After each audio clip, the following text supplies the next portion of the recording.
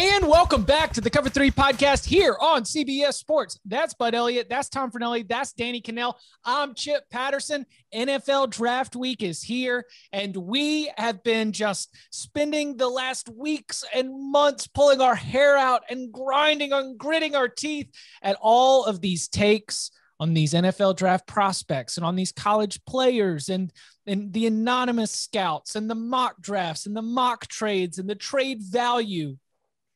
We are here to sort through all that. We're just going to tell you about the players. And so we know that our Cover 3 podcast listeners, wide range of college allegiances and probably a wide range of NFL allegiances. You have players from your favorite team that are going to go get drafted. You have an NFL team that is going to soon be receiving other college players. We're going to hope to be your place to come and get all of the information on them here on the Cover 3 podcast. That includes this show today. That includes a Thursday night reaction show. And that includes kicking off next week with a show on Monday, which, I mean, you're not going to get anywhere else. The kind of analysis on some of those day 3 guys, the ones we were excited to see go.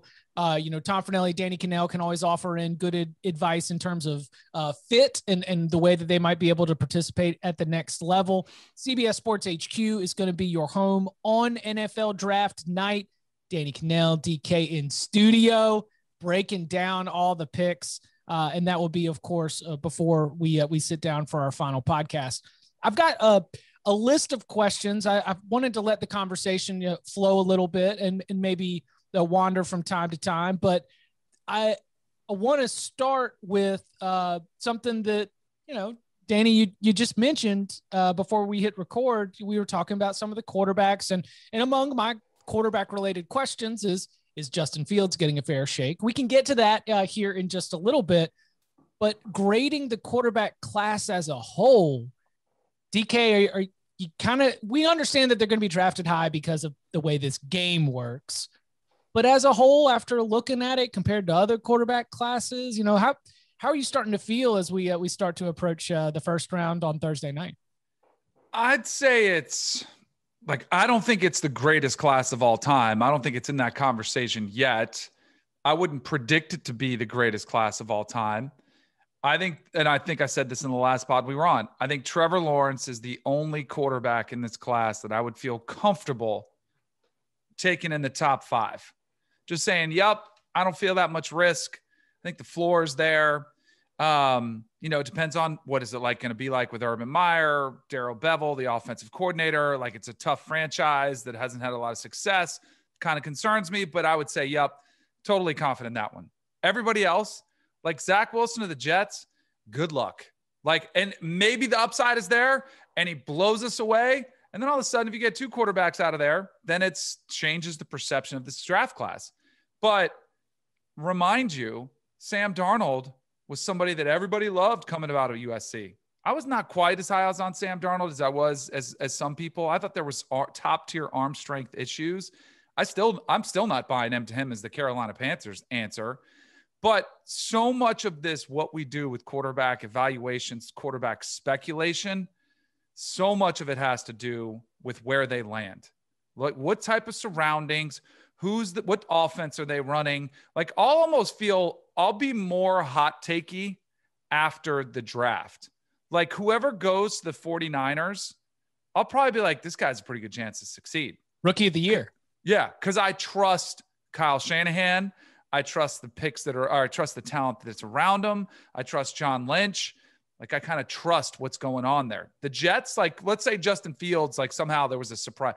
Even Zach Wilson, I'm not that high on him because of his surroundings. I don't know if I trust the Jets yet. So I think it's going to be a little bit of a mess. And then you get in that, and trust me, I've been there, that cauldron that's the New York media, that is brutal, that is tough. And then everywhere you go in New York, people they'll call you a bust after 6 games if you're not balling. I mean, it's just tough. So, I mean, if you see one of these guys drop, which who knows if it happens or not, and they drop to a surprise situation, then I might be like, hey, this guy went 4th. He could be the rookie of the year. So I kind of base the evaluation on where they end up. That's why I was bigger on Justin Herbert when he went to the Chargers last year. I was like, this is going to be pretty good for him. Pretty good opportunity.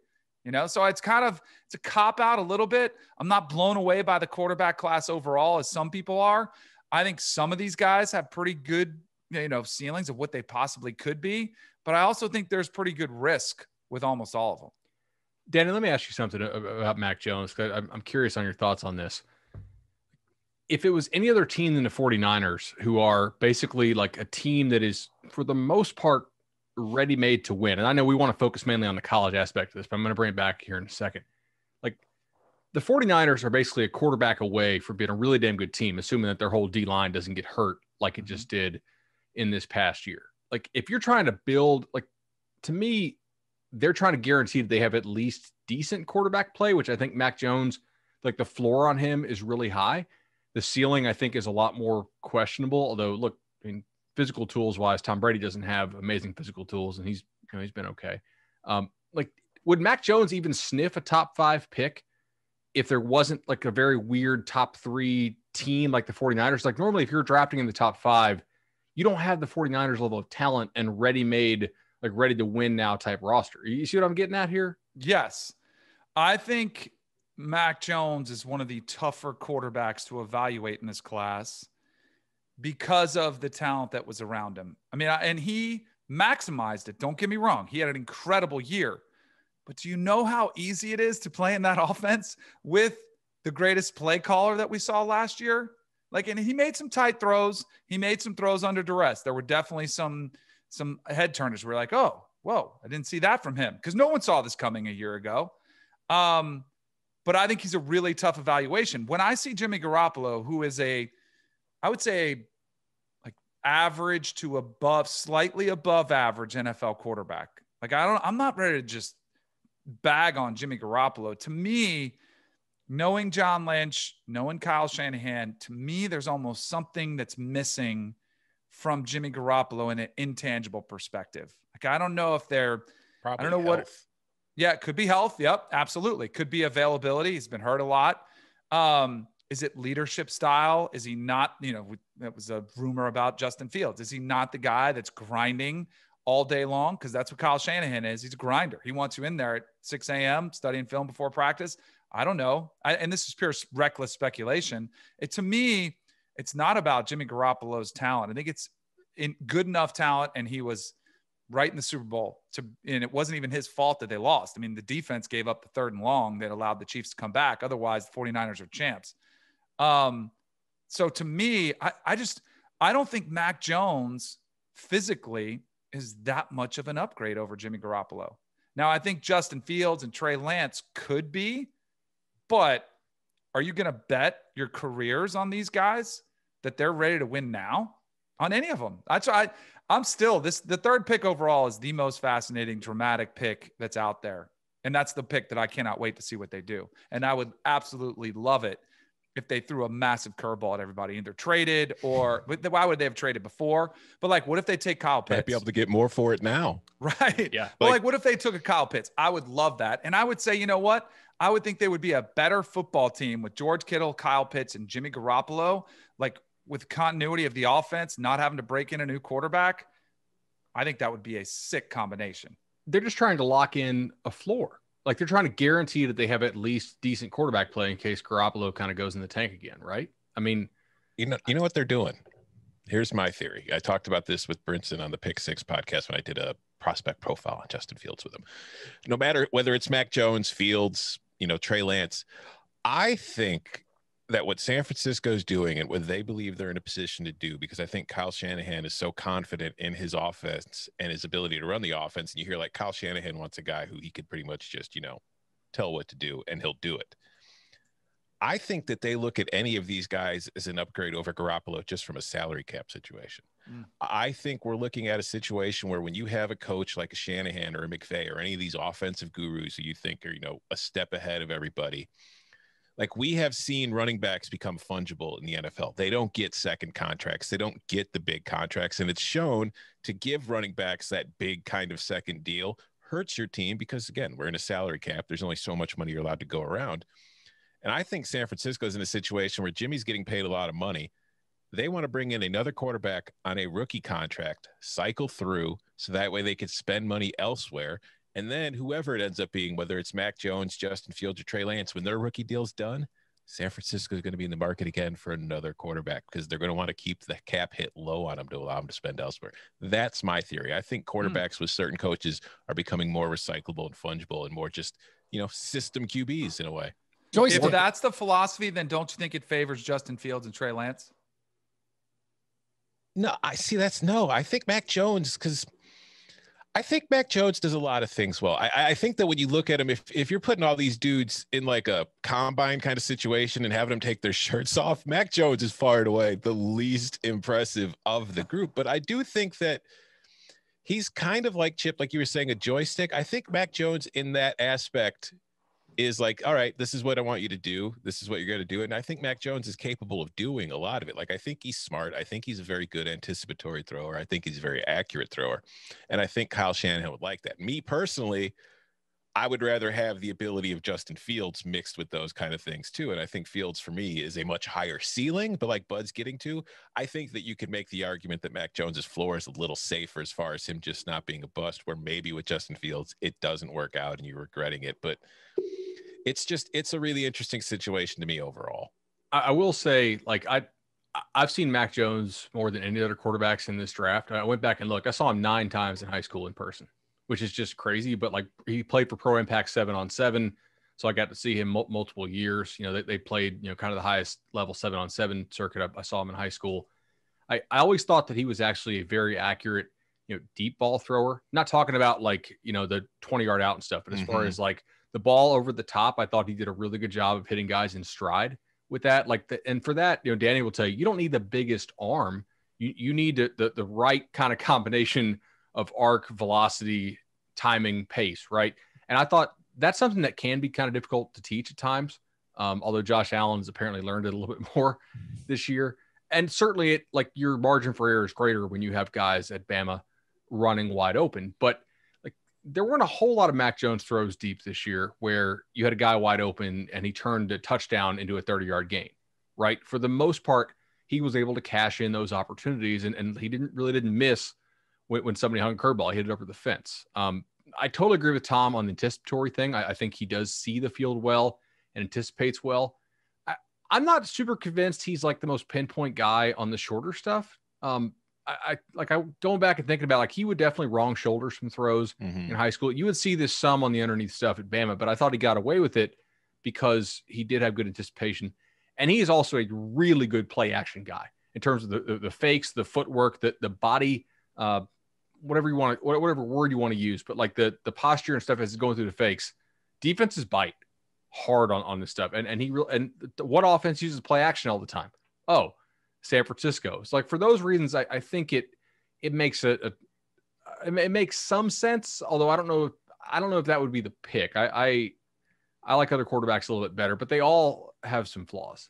I think that what you mentioned too, like the play action, I think that's something that is very often overlooked, is how good certain quarterbacks are at selling it. Because like Aaron Rodgers, even like during the years where the Packers maybe ran 15, 20 times a game, like his ball fake on the play action was so good that defenses bit like hard every single time because they all looked like handoffs. And I think that's one of those things that, like a QB, the better you are at that, it's just one of those, like when you're at the NFL level where there's just those little ways that you could separate yourselves from others. It's a huge advantage to have.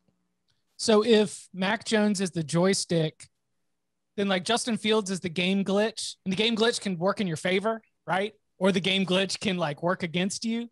And it feels like Fields is like, I personally, I'd rather have the glitch. Like, I'd rather have the potential of Justin Fields being able to break the game, do something that was not expected, being able to extend the play and make an awesome throw down the field. I felt as though much of the analysis, and I'm not reading and watching everything, but I feel like a lot of the picking apart of Justin Fields this past year, like we always hear about the Indiana and the Northwestern games, right? Well, those are two of the best defenses in the Big Ten. That was one of the best pass defenses in the country in Northwestern, and Indiana is awesome. So I don't know. I do feel like, but that's going to be the closest thing you see to the NFL. And it's not even close to what you're going to see in So the is NFL. that the Justin Fields? Is that like Justin Fields had 41 touchdowns to 3 interceptions, leading a 13-0 team into the college football playoff, but he didn't play any NFL caliber teams. When we finally saw him play some NFL caliber defenses or something close to it, but when we finally saw that against maybe either Clemson in the college football playoff semifinal or against Indiana or Northwestern this past year, that's where the step, like he, even being an Ohio State quarterback, there is step up in competition concerns. Do you know? Well, you know what's crazy? I don't even want to speak these words.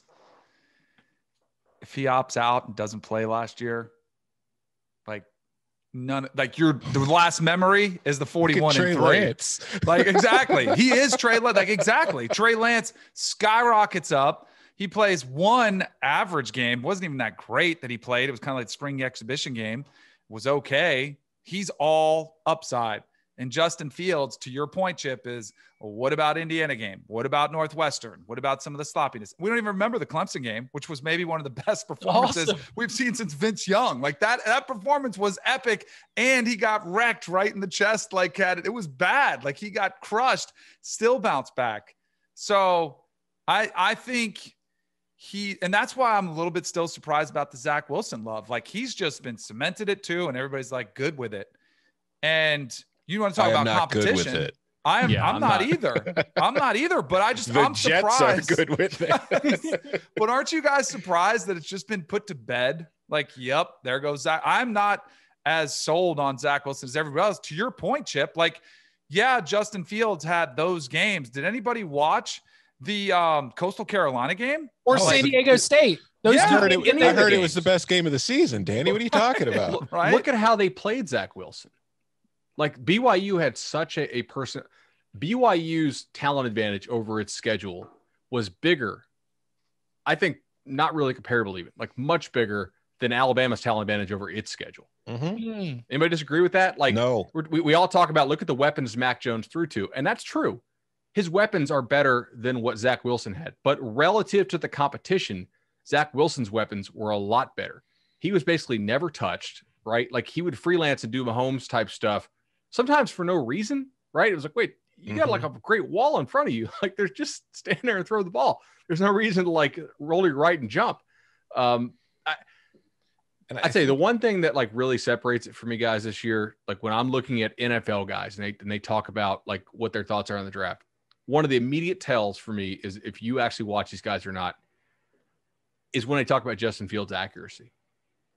I think Justin Fields is a really accurate passer as far as ball placement. Right now, I do think that if there's a knock on him, it's that sometimes he locks onto his first read too long. Mm-hmm. I don't think he identifies who's open quick enough sometimes, but that's a different skill than accuracy. Like I think Justin Fields is much more accurate than Trey Lance is. I think Trey Lance, it's hard to tell because of competition and they run different systems. Trey Lance might have better recognition skills, but I think Justin's accuracy is better than Zach Wilson's. I think it's better than Trey Lance's, and it's probably to me better than Mac Jones overall. I think some of those guys are better anticipatory throwers and better at understanding who's going to come open quicker. But I think accuracy is something that's hard to teach, and I would bet on that. Going back to the Zach Wilson and the BYU competition point, what I think gets overlooked a lot and what's really fascinating to me is like BYU as an independent program has typically schedules pretty difficult seasons. Like they play a lot of Power 5 teams, but they couldn't do that in 2020. And I can't remember what it was off the top of my head, but I think using Sagarin ratings, BYU's strength of schedule this year was like 108th, 109th, somewhere in that level. But you look at the jump in Zach Wilson's numbers from his first 2 seasons to 2020. In his first 2 seasons, he was playing a lot of Power 5 teams. He had good numbers, but they were good numbers. Good. Well, they took a dip against Utah. They took a dip against Washington. Like if you go back and you just find the toughest games. Yeah. And then 2020 comes where he's not playing any of those Power 5 teams and his numbers skyrocket and he looks amazing. And he's throwing to receivers who are open by 10 yards repeatedly. So it's like, I get why people like him as far as his talent and his skill set. It's just, I think that there's far too much of the evaluation being placed on 2020. And I think that Zach Wilson improved from 2019 to 2020. I don't think he improved nearly as much as the numbers would suggest he did. Do you know what his numbers were in 2019? They weren't great. 6.1 adjusted yards per attempt, 6.6 unadjusted, 11-9 touchdown to pick ratio. Mm-hmm. I think he improved as a player in 2020. I don't want to take that away from him. And look, Justin Herbert's balling out in the NFL, and he really wasn't a huge difference maker at Oregon as much as his NFL performance would have, led you to think retroactively. So I'm not going to dismiss the idea that Wilson could be good if he goes to the Jets. He could be. I heard Bruce Feldman spoke with a scout, and he said he actually comped him a lot to what Mahomes was coming out of Texas Tech. But the scout noted, hey, Mahomes needed to sit behind Alex Smith, learn from one of the best offensive minds of our generation in the NFL, and had a really great support system around him, both in terms of culture and in terms of talent. Whereas the Jets have like none of that and a defensive head coach, right? So I don't know, man. Defensive coach, NFL, not really. I'm not encouraged as far as quarterback friendly right there. That's a whole lot of run first, second down, chuck it on third, on 3rd and 8, which is not real QB friendly. I'm suspect on this if he goes to the Jets at 2. It goes back to what Danny was saying at the very top, where it's like a lot of it with quarterbacks depends on where you land. Because like, let's, do a time capsule, go back in time. The Bears draft Mahomes and the Chiefs get Mitch Trubisky. Is Mahomes? I don't think so. If Patrick Mahomes is starting his career under John Fox, and then they comes in with Matt Nagy, and Mitch Trubisky's working with Andy Reid, I don't think Mitch Trubisky's Mahomes with Andy Reid. But I think Trubisky's more closer to the Jimmy Garoppolo level than where he is now, where he didn't even get the 5th-year option picked up, and now he's a backup in Buffalo. Yeah. So it's, Lawrence, I guess you throw him out of this. Wilson, Fields, Lance, Jones. Do you think that, and some of them will be thrown into the position, but like of the non-Trevor out of those top 5, who do you think could have that? Because I like that flip. Like, Trey Lance to me in my mind is like, if he goes somewhere where he doesn't have to start right away, that's awesome, because his only full year of competition was 2 years removed from high school. He was a redshirt freshman when he led them to a 16-0 national championship season. I get what you're saying, but I would counter by saying, of all those dudes, the dude who needs the most snaps is Trey Lance. Right. Fair. Yeah, I don't know. Do you think that is Fields ready to go? Because Ryan Wilson floated. Okay. Ryan Wilson floated. Justin Fields hasn't actually got a long string of being a starting quarterback. He was not correct me if I'm wrong. He was not the starting quarterback at the start of his high school career. Correct? Correct. Yeah. And it's only like he ends up getting injured later in his high school career. Of course, it goes to Ohio State before he becomes a starter. So he's got like one full season of being a starting quarterback. And that was 41 touchdowns, 3 interceptions, like the only player in Big Ten football history to have 40 passing touchdowns and 10 rushing touchdowns. One of the most prolific passing seasons in Big Ten football history, 13-0 going into the college football playoff, just losing in a heartbreaker to the Clemson Tigers in that college football playoff semifinal. Come back, shortened season, lose some games, make it all the way to the national championship game, lose to Alabama. Like, there is a thought that the Justin Fields ramp up says his best football still is yet to come. Yeah, but like I'm not disrespecting high school, but if we look at college, Justin Fields threw 618 passes in his college career. Mac Jones threw 566. How come nobody's talking about Mac Jones's lack of playing time overall? He was a 1-year starter. No, Wilson's doing it as a positive, where he's saying, like, if we really start to think about the Trevor Lawrence arc and the advantage that he had of being the alpha, being a starting quarterback for so long, coming in, winning as a national championship as a freshman, that there's certainly there's meat left on the bone for us to be able to see Justin Fields take steps that haven't happened yet. I would guess that Mac Jones doesn't get that same kind of treatment because he was at Alabama the whole time. Right. Now, Tua was Tua, but you weren't the starter. And I think that that's probably the split there. Maybe. Yeah. Going back to high school, this was why ultimately I think most people still had Trevor over Justin, right? Like, Justin had a little bit better physical tools, I think. And his arc that summer in the 7-on-7 and Elite 11 circuit was unreal. Trevor, on the other hand, was, pretty much amazing, everything he did. And he had been a dominant high school player since he was like 14 years old, right? And it wasn't like he was leveling off. He was continuing to get better every year, on a team that wasn't super loaded. He would carry them through the high school playoffs and win it. I think that's just what makes him so safe, right? He's just dominated every level that he's faced.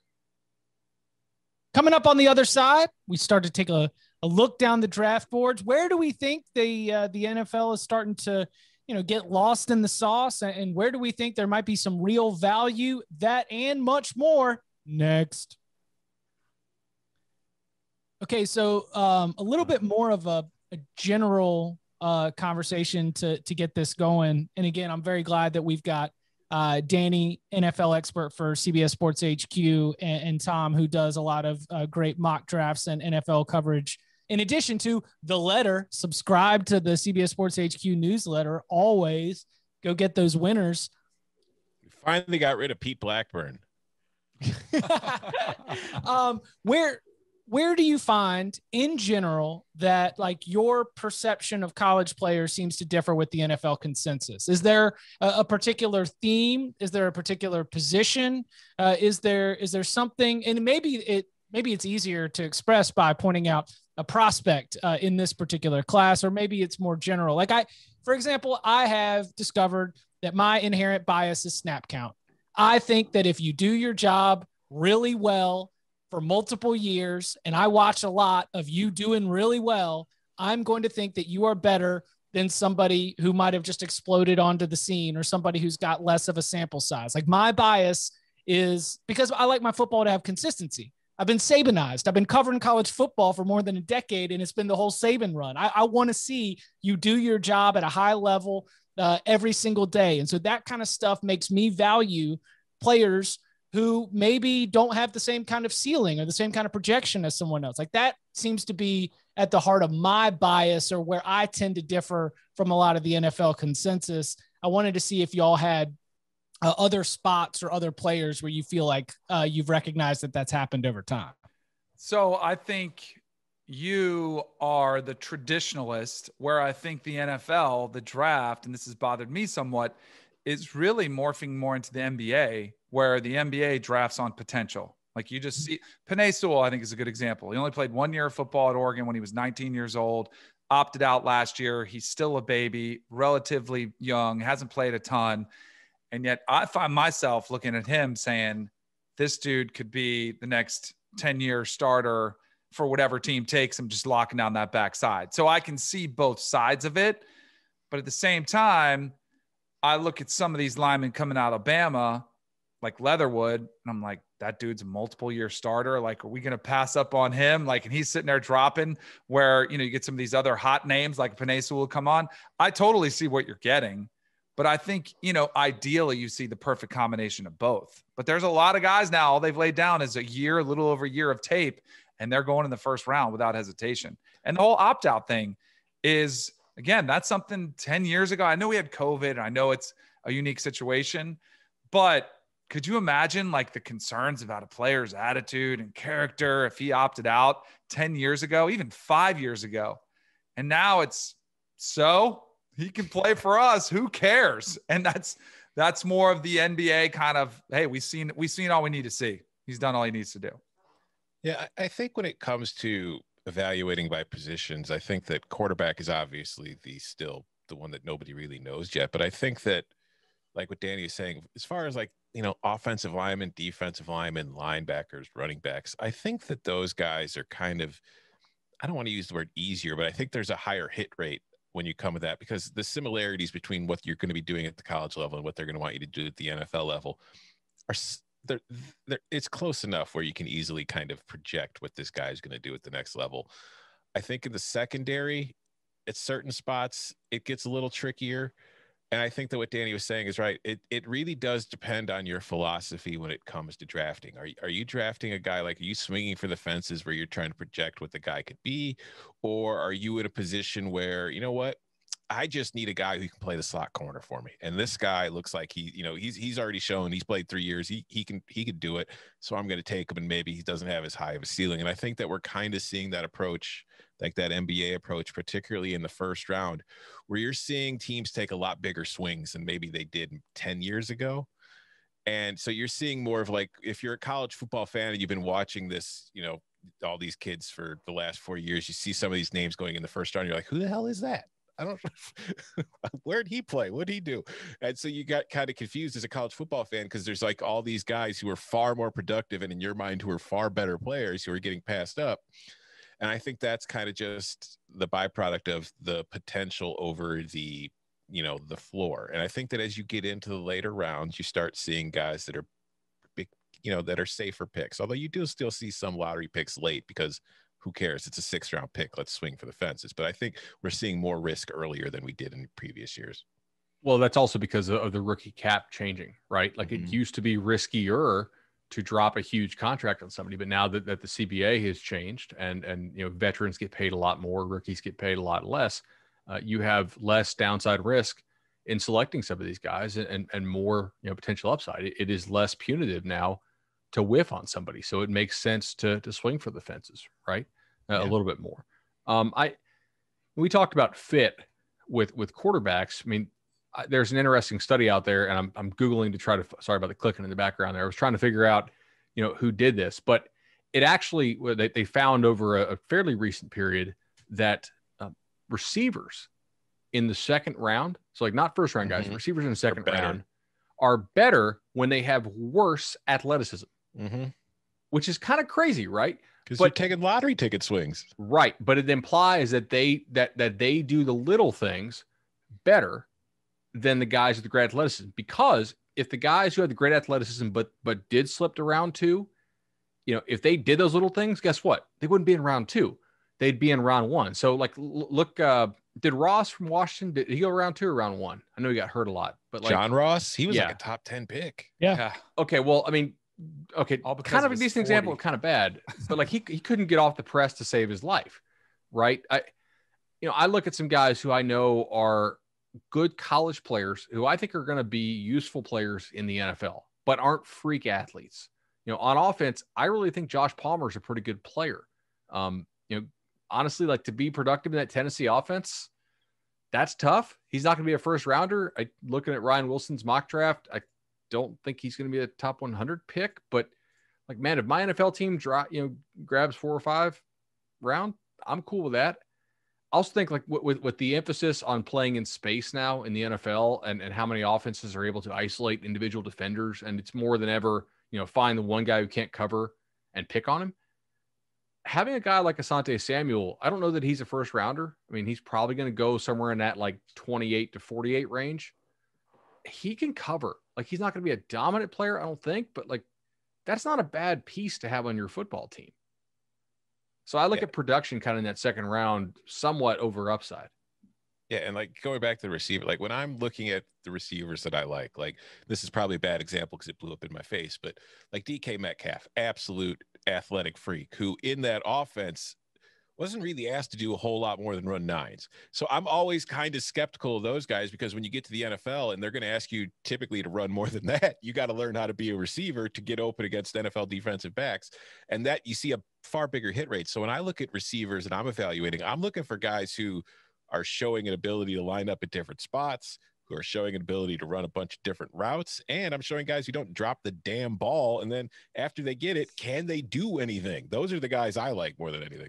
So Tom, that's a really good point though, because you said something key there. You said wasn't asked to do this, right? And I think that's something NFL teams have to figure out. It's, were you not asked to do this in this offense, or did you not do it because you couldn't do it? Which is why the athletic testing does matter. But like Ole Miss doesn't really ask you to run very many routes, right? It's kind of, Yeah, and I think like part of it, like you mentioned, like that study, I think a lot of what we've seen in the last decade too is because the way that college, the spread offense kind of worked, where it's spread the guys out for, a lot of 4 verts and all that kind of stuff. And these kids weren't asked to run these routes. Well, the NFL wasn't really running those offenses yet, and they were drafting the kids. So, like, you look at all those Baylor receivers in the Art Briles years that got drafted who had great stats in college, who didn't really amount to anything at the NFL level. I think now we're kind of seeing the NFL offenses catch up to where the adjustment for these guys isn't as great as it was. So I wouldn't be surprised if over the next decade we see that kind of thing even out a little bit. Where's a position where you feel like there is a wealth of talent? Like you mentioned defensive line earlier, like that might be another one where I think you could even get down into your DL6 or DL7 and start to feel really, really good. Like, where do you think, looking across the football field, it seems like things are loaded in a way where you really like the class? For me, I think this is a good QB class. I really do. I think there's a lot of decent depth. I think Fields and Lawrence are the top two by far. It kind of boosts it overall. I think running back is, if this is the case every year, you're gonna find a running back in the 6th or 7th round who's gonna end up being a very good player at the NFL. I like the receiver class a lot. I'm not huge this year on tight ends or offensive linemen. I don't think it's a very good class for either of those. I don't think it's a great class for defensive linemen or like the traditional middle linebackers. And I think it's a pretty solid class for defensive backs. Doesn't that kind of flow with the way the game is evolving too? Mm-hmm. Like, yeah, because I'm totally with you. Wide receivers, DBs, I think it's deep. I mean, I'm looking at these guys and I'm just looking at a couple different lists where Dwamie Brown of North Carolina is like the 17th best in this class. I'm like, somebody's going to get a steal. Like, he's a baller, like, there's other names on here that I'm looking at. I'm just like, man, that is impressive. Like, that you could get somebody 3rd or 4th round that come in and contribute. Do you guys think we're getting, so I would tend to agree with you. The quarterback class, I'm not quite as sold on. And I think, once you get past the Kellen Mond, then I think it's a crap. Now, Davis Mills, I think, is an interesting case study. I think he could be somebody that is there, toolsy. But definitely toolsy. Yeah, but hasn't played a lot, so it's kind of there. Defensive tackle, I think, is a little shallow. I don't think it's a great class for defensive tackle, but it seems like a position teams aren't emphasizing as much. They want to get longer, faster. Nobody runs the ball anymore, so you don't really need that middle presence to clog. Although you've got like Aaron Donald is like the 2-time NFL defensive MVP, he's still balling, so it's. But if you got like a Darius Stills from West Virginia, like, I'm not saying you should go get him early, but that dude is so disruptive and fast off the snap. Aleem McNeil is somebody who like just exploded. It's kind of felt like his player development was just starting to peak. Like I still see some of those traditional spots where you can like point, like that's somebody who can go be a pro. I would put them at the top of the DT class. So it's like after you get past, after you get past those 3 or 4 guys, it's not a great class, I don't think, for DTs. The first defensive player might not get taken until like 11. Yeah. This is not a great defensive class, I don't think, overall. Is that cyclical? Does that line up with sort of what we've seen? At least think it's the value of the positions. Yeah. And like, this kind of tracks what we saw coming out recruiting wise for this year, right? Like we had an awesome defensive line class the year. It was like Rashawn Gary, Dexter Lawrence, like a bunch of those type dudes, right? And guess what? They kind of hit. Like, they dominated the high school. They were huge. They were running times that like guys that size shouldn't run. This year, I mean, thinking back to when they were in high school, quarterbacks, like, they were really, really good. I think this is I tell you what, I think a lot of these guys, if they had actually somehow been able to go in next year's draft, we'd have a lot fewer questions about it. We wouldn't be nitpicking them as much because there wouldn't be that Trevor Lawrence against, whom everybody's considered. Like, if Fields was to go into 22 draft, I think he's your number 1 QB. I think Trey Lance would be in consideration for it. You better get your quarterback now if you need a QB in the next 2 years. I don't really love what's coming up. Corner wise, somebody will pop. I trust me. Will. I do this every year. There's going to be some quarterback, Spencer Rattler, come out and he'll be the next best thing. And then what's his backup that just balled out? He might come out early too after just 1 year starting. And we're Williams. Like, bam, Caleb Williams. They evolve, bud. Trust me. Because every year I'm like, there's nobody coming down the pipe. No one saw this Trey Lance kid coming out. Now he's going to be a top 5 pick. Mac Jones.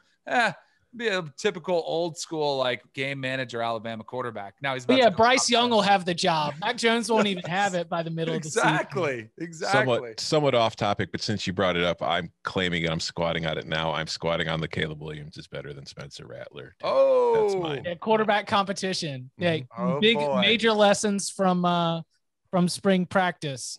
Charlie Brewer went 15 for 15 in the spring game, and there's a quarterback competition at Oklahoma because Caleb Williams should be the starter. I'm telling you, he's better.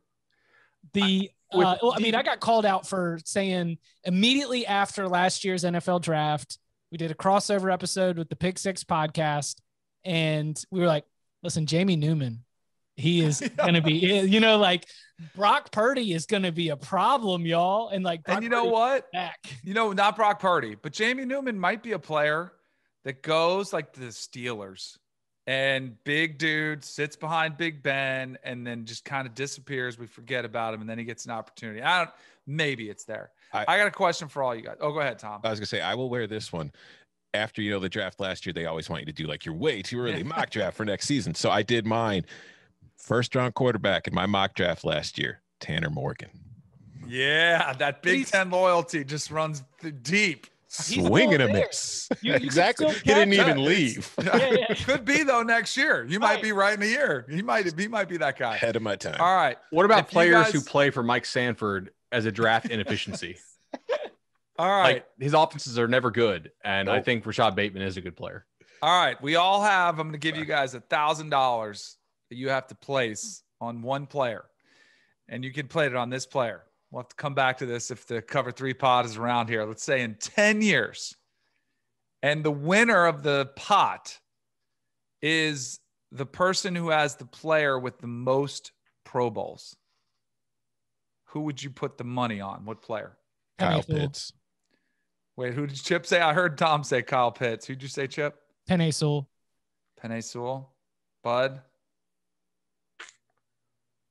Man, if you guys are going to give it to him, I'm just going to take him. Trevor.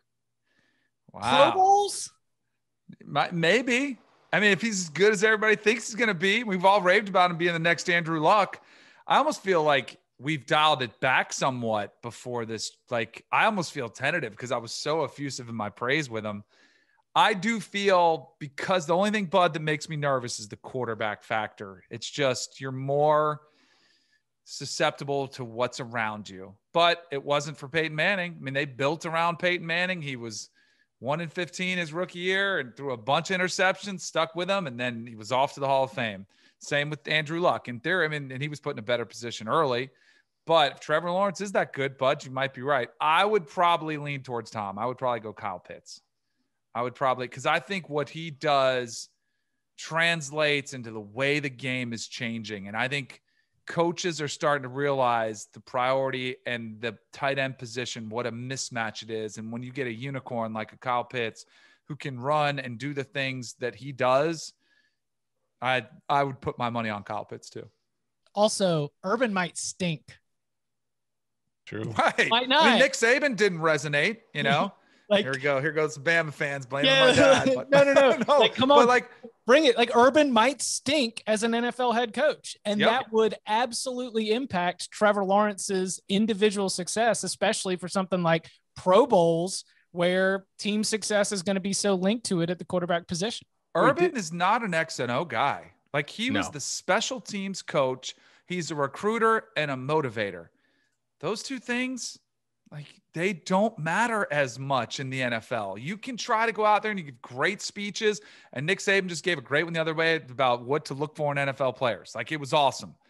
Strict coach wouldn't piss on him if he's on fire. Right. That was awesome. But I mean, I was just, my daughter plays soccer, and Zach Thomas, the Dolphins, I was out there talking to him about it. And you should hear the guys that played on Nick Saban's team for the Dolphins did not like him. They did not respond to his dictator style of coaching, my way or the highway, all business. Like, I'm going to be in your face and I'm going to motivate, it just didn't work. I don't know if it does for Urban. It might, like it might, he might be awesome. And I hope it does. Like, I think it'd be great for the NFL world if it does, but I don't know. Like, you're right. That's what and then what happens to Trevor? Like, if everyone's not responding to his messaging and his tactics and it's just not working, you're right. Two questions. Number one, Danny, was your dad the team doctor who failed Drew Brees?